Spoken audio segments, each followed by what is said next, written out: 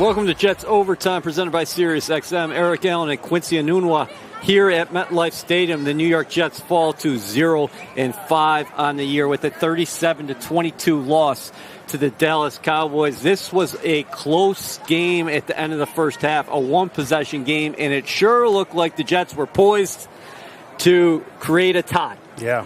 That didn't happen, and Dallas took a stranglehold of this game into intermission with 14 quick points. Yeah, 14-point swing immediately. I think the biggest thing for this Jets team was figuring out how to stop the pressure. Obviously, in that fourth quarter, they started to move the ball down the field, but it's been the last few weeks of figuring out how do we keep Justin Fields clean, Tyrod Taylor, whoever the quarterback is, it doesn't really matter. They have not figured that out. They're playing like a poor team right now.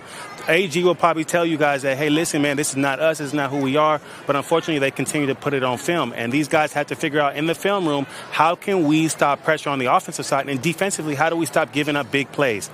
We're watching highlights right now of the Jets' 37-22 loss to the Cowboys. Justin Fields today, 32 of 46 for 283, but he was sacked 5 times. He did have the 2 touchdown passes in the fourth quarter.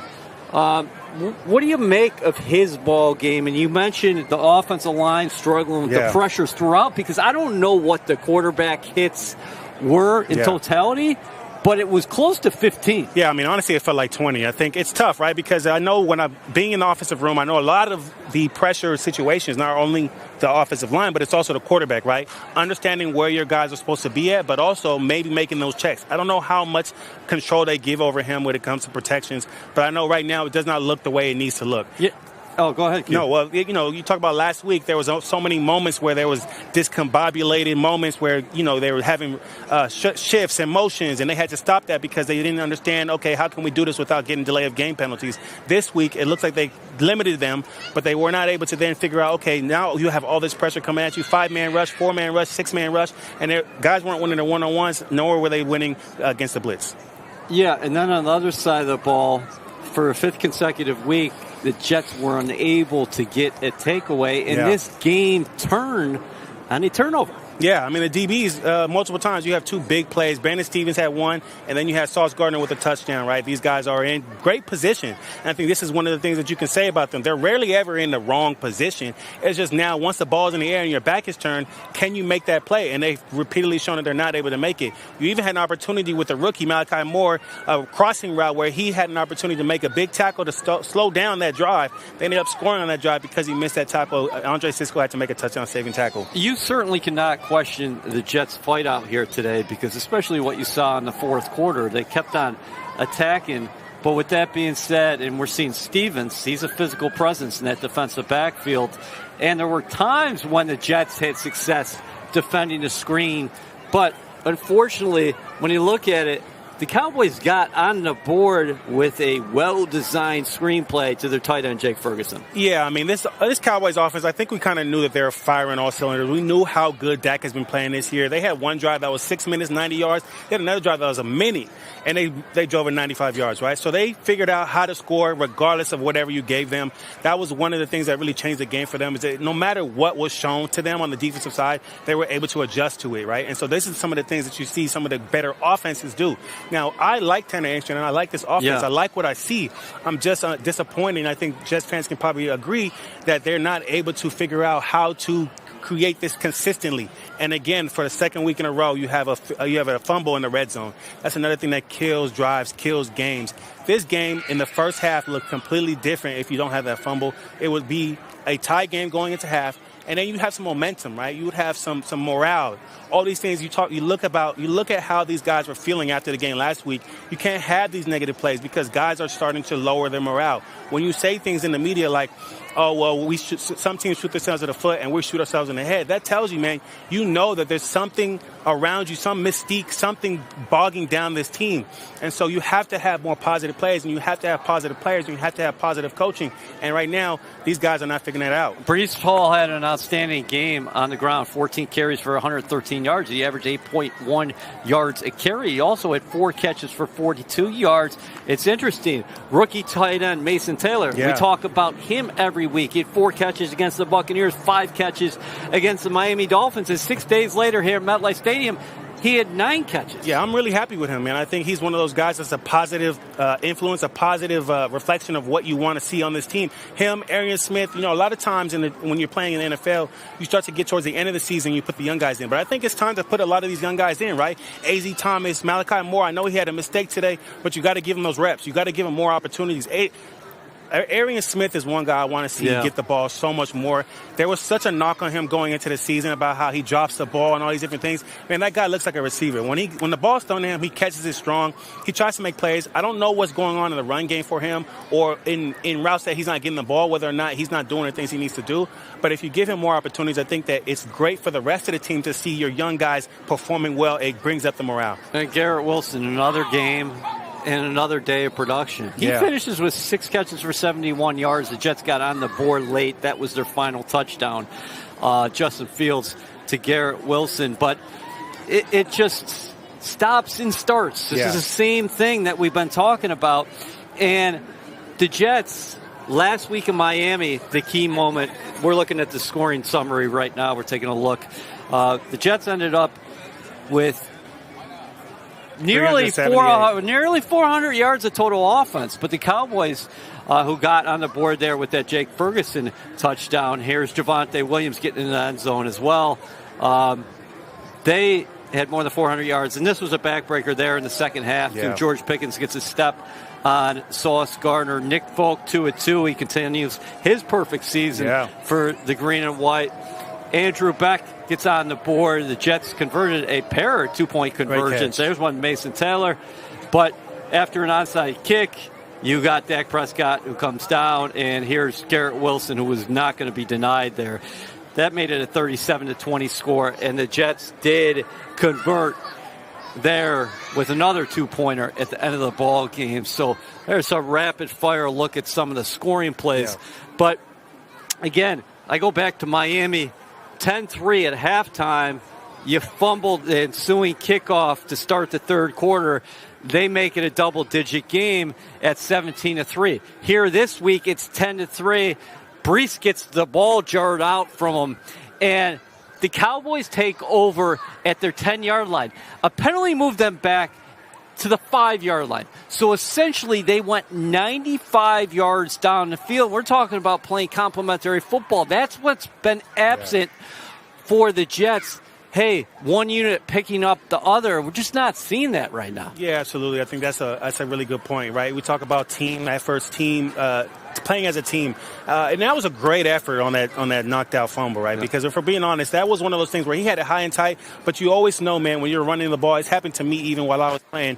If you're looking at one guy and you have another guy coming behind you, it's very easy to make that fumble happen because you're not paying attention to that guy. You're thinking you're getting up the field. And we can't even be mad at Andrew Beck there because he's driving this guy up the field. Guys are playing hard, right? Like, one thing that you recognize on this film is that guys are always moving down the field playing hard, but for some reason, something happens where guys just, just one small thing kills a drive. You have great starts to drives, right? Brees Hall had about 5 10-yard rushes where he's starting to drive off, and it's like, okay, here we go. And then something happens, whether it's a penalty, whether some guy misses a block, right? You have your quarterback get sacked. All these things continue to happen over and over again, and it just looks like undisciplined football. But if you're watching the film, man, there's so many great things happening all at once, but it's just not as a team. Can you speak to the little margin for error that this team ultimately has? Yeah. I mean, again, Brees was outstanding today. They make one play on him. Defense is not able to stand up. It's 17-3, and the Jets were actually trying to score there late in the first half, but they go 3 and out. Here's Brees in explosive runs. Yeah. I mean, we're going to look at this later, but, I mean, he was electric. It's just like I'm talking about, man. And the thing about it is, anytime you see a big run from Brees Hall, it's because they're playing as a total unit. Man, the running game was great. To see Brees Hall getting 100-plus yards, I mean, that's encouraging, right? This is some of the things you see. Back to the defensive side, though, right? Dallas Cowboys are averaging 400 yards a game, right? And they did it again today. We knew coming into it that this is what was going to happen. I think it's tough because, again, like I said earlier, Dak Prescott was taking advantage of whatever they give him. That's how he plays this game. Then once he figures out what you're doing, he does it over the top to Pickens or CeeDee Lamb, whoever it is. They have a good offense. They understand what you're doing against them. They have a great job of figuring out how to beat you. Now, on the Jets side, right, they cannot have these turnovers. Like, whenever I play Madden, right, I always tell people, I like to talk a little bit of smack. Yeah, we know. And I tell guys, right, if I throw a pick, I know I can still come back and win. The Jets don't have that opportunity. Yeah. Any turnover that happens with the Jets, it is devastating for this team. Not just because the other team may take advantage of it, but because of the morale. I think these guys are feeling beat down. Like, there has to be some type of thing to switch this around because this is a good team. Whenever you watch the plays, it's hard to watch it on the TV screen and not be able to see the whole picture. But this team has so many great players and so many great plays, they're just not able to put it together. You mentioned CeeDee Lamb before. He was not in the lineup again for the Cowboys. And Flournoy, he had some huge catches in this game. I think about that one late in the first half that sets up their second touchdown. And then the one we were talking about in the third quarter where Dak, most of the game today was intermediate stuff, short stuff, just very poised and very much in control.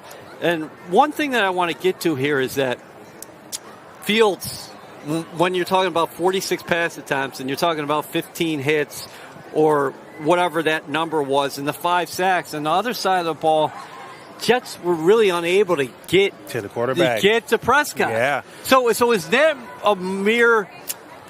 Is that because Dak is so good getting the ball out? Is it something game plan? Are the Jets not winning up front? What's happening there? Yeah, so from what I'm seeing, right, I see one of the big ones I talked to you about was on the third down throw to Pickens on the left on a slant route, right? Yep. You have a pressure look. Everybody's on the line. You got about 8 men on the line. It's a press coverage look. You got Sauce Gardner on George Pickens, and he runs the slant route. Now you have a guy coming from the inside, Isaiah Oliver, who could be in that passing lane, but he's looking back and looking in the wrong position, right? So now instead of getting a pick, you got the first down, the drive continues, right? So many different opportunities like that. If you can get Dak Prescott to just hold the ball 1 second, get in that passing lane, now he's sacked. So things like that, right? Guys just are not doing what they need to do as a team. I talked about it in the pregame show. I didn't want to use the word selfish because I don't think these guys are being selfish. But when you make those mistakes, they come off as selfish because you're not playing the team game. Guys have to understand what their role is, right? A lot of times if you don't understand your role, and listen, football is very simple, but a lot of times it can be complicated. It's hard for me to explain it, but you have a lot of different jobs, not only on the defensive side, on the offensive side, special team side, right? It doesn't look as simple as it looks, but it is so simple, but guys sometimes get confused on what they need to do. Man, injuries are a part of the game. Dallas is dealing with several injuries themselves. They had like 15 guys in the injury report. They were missing 3 offensive line starters.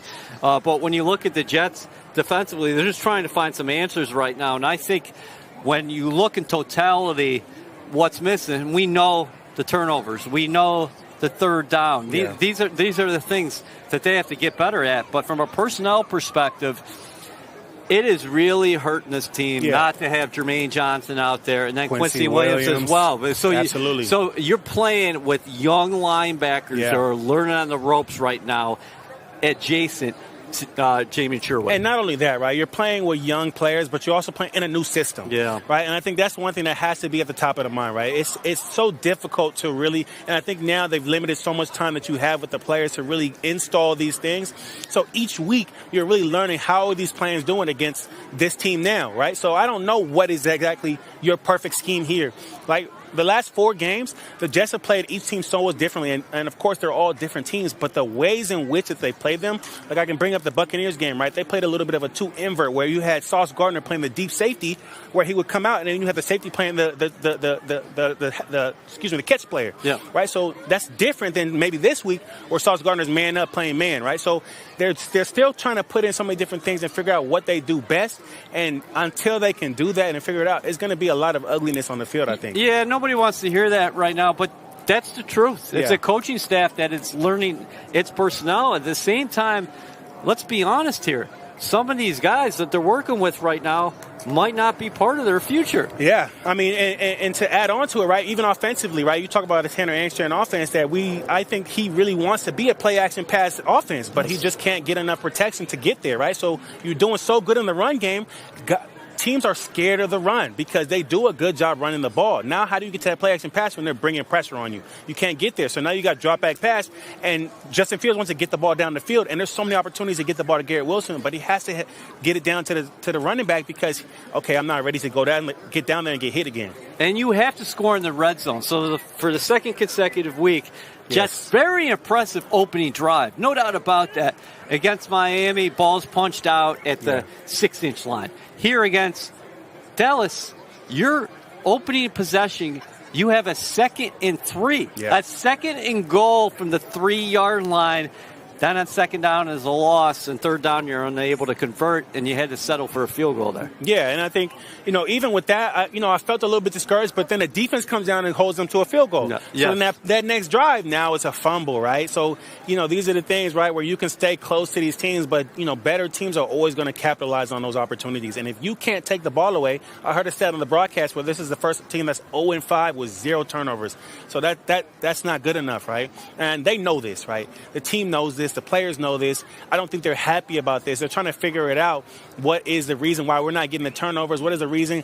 And even as I watch, especially I'm giving you my analysis, my right after the game analysis, it's tough for me to really figure out why they're not able to get turnovers. But one thing I know is they're consistently putting themselves in the wrong position, right? We talk about the turnovers, opportunities with the picks, right?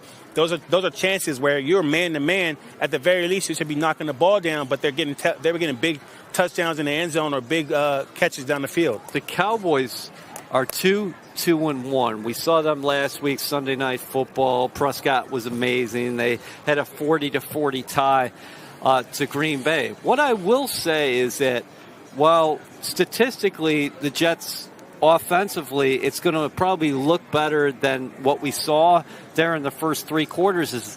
This is the first opponent for the Cowboys this year who did not score 30. Yeah, and I just looked at my notes and just looked again, right? On that drive where the team fumbled, that was actually a drive where the ball was kicked out of bounds and they got the ball at the 40-yard line, right? Those are the opportunities that we talk about that you have to take advantage of.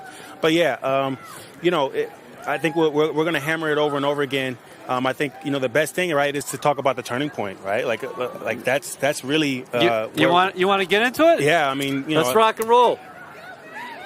We might as well move to that turning point because I think that really changed the course of the game. If we're being honest, if it wasn't for that moment there, this game would look completely different. Let's set the stage, okay? It's late second quarter. Cowboys lead 10-3. Let's fire that up in the back because I'm not getting you guys right now. But if you can, we'd like to get to that turning point. It's 10-3. Go ahead. Yeah, 10-3, right? And this is a great run by Breece Hall. Again, great blocking down the field. You have an opportunity to make this a first down and goal, first down and 10, first down and 9, and somebody comes behind you and knocks it out. And again, just like I spoke, right? This was a drive where the ball was kicked out of bounds. So you're starting in great position, right? This is a chance to flip the game. If we're being honest, this is a really chance to flip the game because once you score here, it's maybe you get the ball back, maybe you kill the morale for the Dallas Cowboys, right? And you get another opportunity. Instead, you fumble the ball. They drive it 95 yards to go score a touchdown. Then they kick it back to you. You punt. Yes. They get the ball again and score another touchdown. Yeah. And to that point, before we get to head coach Aaron Glenn, it's 17-3. Yeah. You get the ball back, you're trying to score, you go 3 and out, you punt it back to them.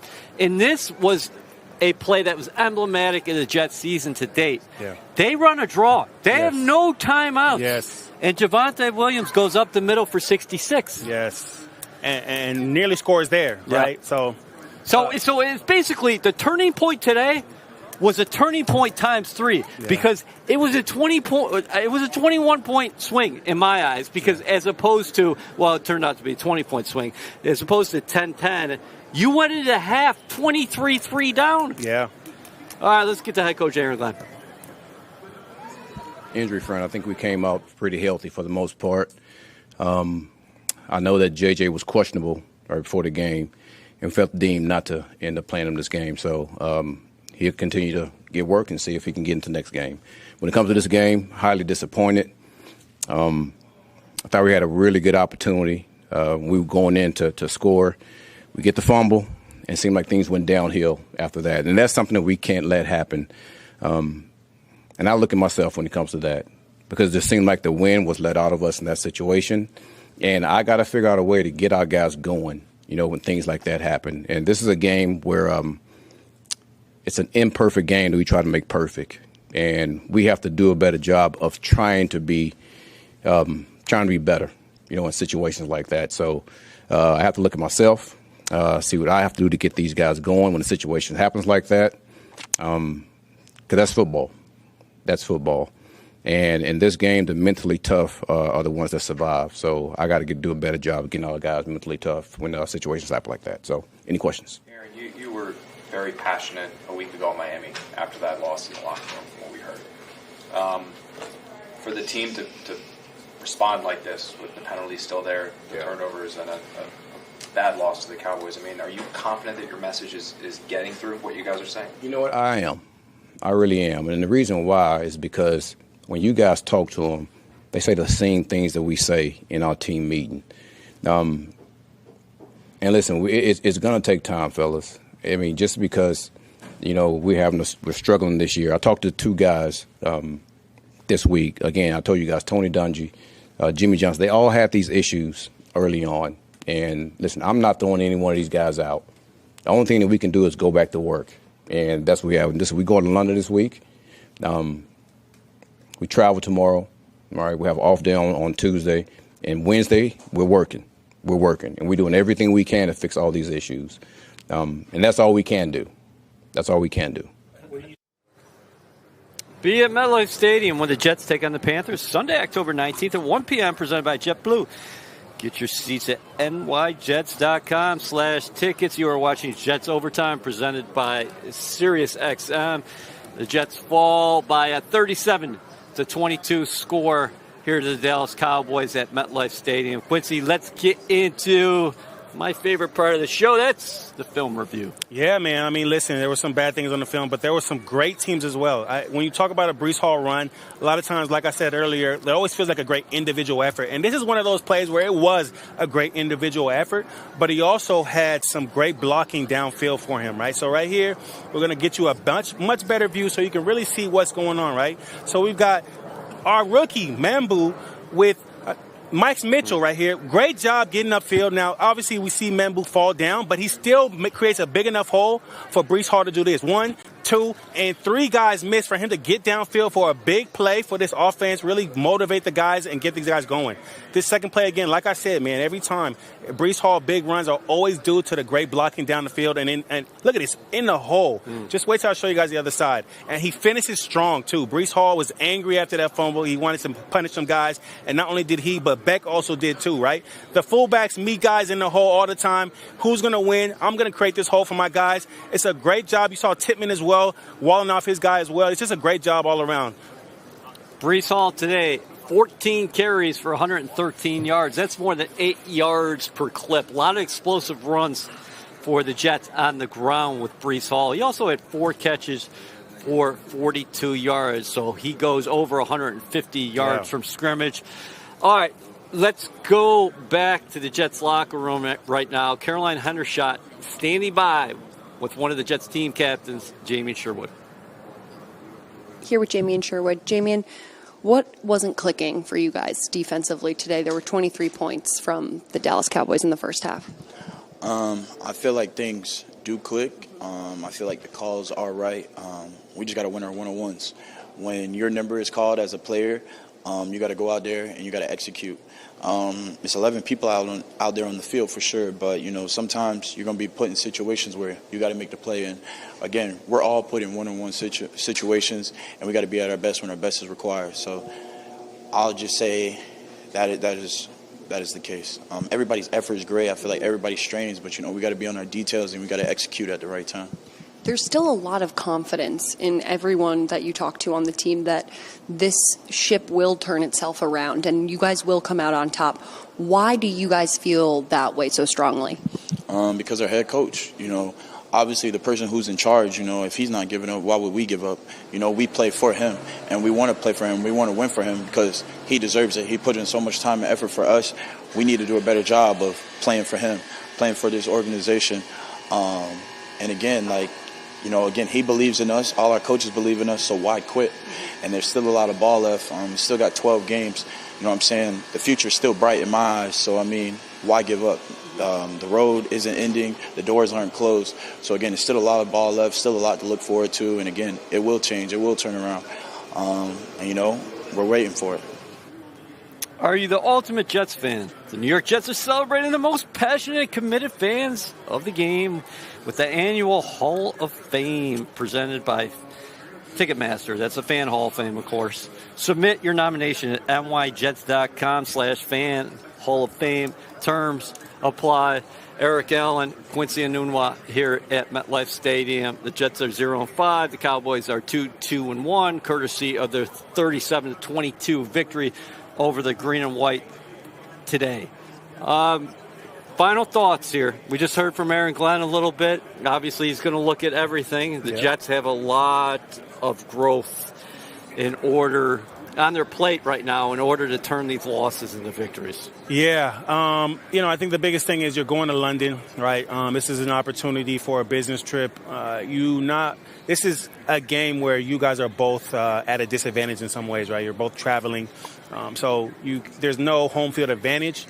I think it's important to really study as much as you can what are the things that we are not doing well. And obviously you should be doing that every week, but I think it's even more imperative now that you're 0-5.